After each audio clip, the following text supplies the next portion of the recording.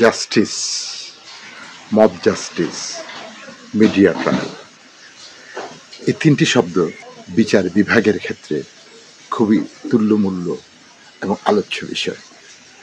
এই তিনটি শব্দের মধ্যে চলমান সময়ে মব জাস্টিস খুবই স্প্রেড করেছে এবং এই মব জাস্টিসের ঘটনাগুলো খুব প্রচণ্ড রকমভাবে ঘটছে। এই মাত্র একদিনের মধ্যে বিগত দিনের প্রধান নির্বাচন কমিশনার নুরুল হুদাকে জনতা ধরে গলায় জুতোর মালা পরিয়ে দিয়েছে এবং আইন শৃঙ্খলা বাহিনীর হাতে তুলে দিয়েছে। তাকে হেনস্থা অপদস্থ করা হয়েছে। এই অধিকার আইন কি দিয়েছে? এইরকম ঘটনা যারা করছেন তারা কি আদৌ বিচারের সম্মুখীন হবেন? কেন তারা এটা করছেন? সার্বিক একটা আলোচনার দরকার আছে। প্রথমত, মানুষগুলো এইরকম করছে কারণ আমাদের বিচার বিভাগে অনেক ত্রুটি বিচ্ছুতি আছে। আমাদের রাষ্ট্রযন্ত্র বিচার বিভাগকে স্বাধীনভাবে চলতে দিচ্ছে না, নাম্বার ওয়ান। নাম্বার টু হচ্ছে, বিচারের পূর্বে যে তদন্ত হয় সেই তদন্ত কার্য সঠিকভাবে পরিচালিত হয় না। তদন্তের প্রেক্ষাপটেই ট্রায়াল হবে, অভিযোগ গঠন হবে, কিন্তু তদন্তেই যদি ভূত থাকে তাহলে পরবর্তীতে কার্যক্রম ব্যাহত হতে বাধ্য। নাম্বার থ্রি, একটা অপরাধ সংঘটিত হয়েছে, সে ফর এক্সাম্পল একটা মার্ডার হয়েছে, জনসম্মুখে হয়েছে, কিন্তু যখন মার্ডারের বিচারটা আসলো তখন দেখা যায় সাক্ষী খুঁজে পাওয়া যায় না। সাক্ষী আসলো তো সে দেখা যায় একটা বায়াসড সাক্ষী দিল, কারণ সে তার নিরাপত্তাহীনতায় ভুগছে। যদি আমি সত্যি কথা বলি তাহলে পরবর্তীতে আমার উপরে অ্যাকশন আসতে পারে, আমাকে কে নিরাপত্তা দিবে? যার কারণে প্রকৃত ঘটনাগুলো বিচারের ক্ষেত্রে তেমন একটা ফলপ্রসূ হচ্ছে না। পক্ষান্তরে কারোর সাথে যদি আপনার এনিমিটি থাকে তাহলে আপনি সাজিয়ে গুছিয়ে আপনার সাক্ষীগুলোকে তৈরি করবেন, যদিও সেই লোকটা কোনো অপরাধ করেনি, কিন্তু আপনি সুন্দরভাবে সাক্ষী দেওয়াবেন।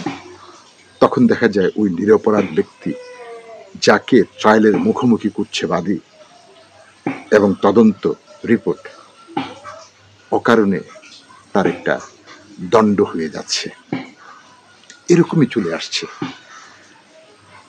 আরেকটা বিষয় হচ্ছে, যেইভাবে ফলাও করে একটা অপরাধের নিউজ হয়ে থাকে, এই নিউজগুলো সিরিয়াস নিউজ, এগুলো বিচারের ক্ষেত্রে প্রভাব বিস্তার করে, যার কারণে অনেকেই বলে থাকেন মিডিয়া ট্রায়াল।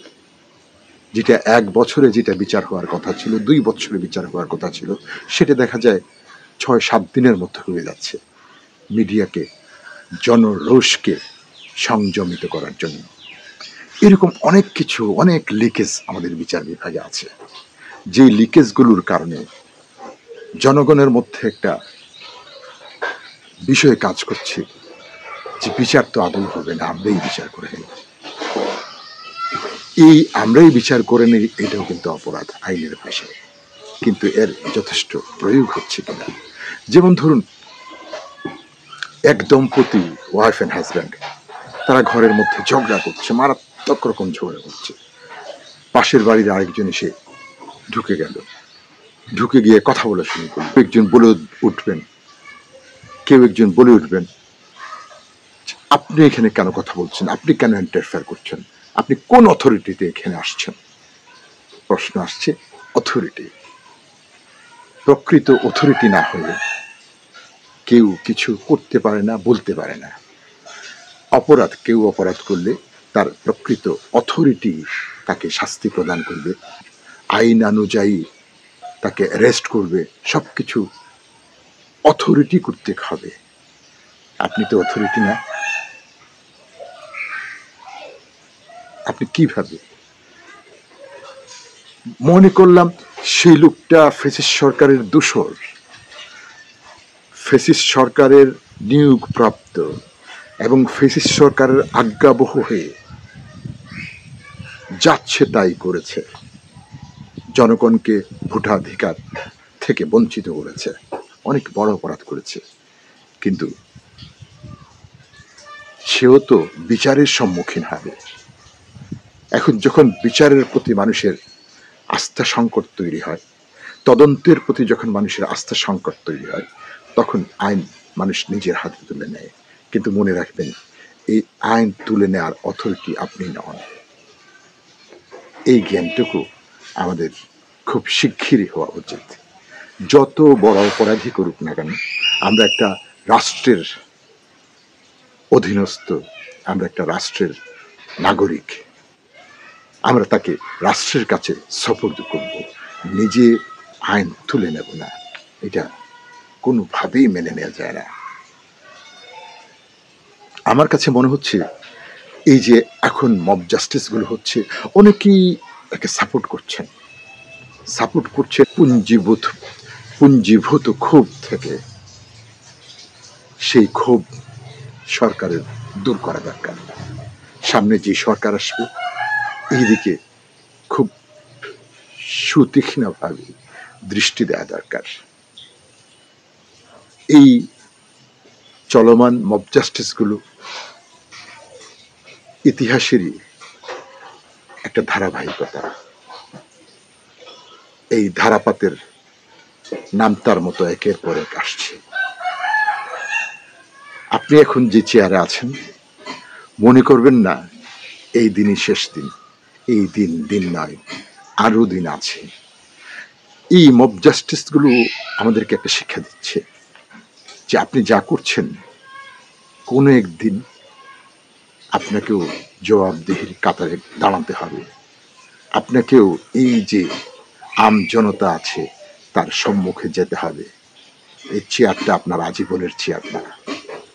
এই শিক্ষাই আমাদেরকে এই চলমান মব জাস্টিসগুলো দিচ্ছে। কিন্তু তারপরেও মব জাস্টিস থেকে আপনারা ফিরে আসুন। এটা আদৌ আইন না। আইনকে নিজের হাতে তুলে নেবেন না, বরং আইন নিয়ে প্রশ্ন তুলুন, তদন্ত নিয়ে প্রশ্ন তুলুন, মিডিয়া ট্রায়াল নিয়ে প্রশ্ন তুলুন।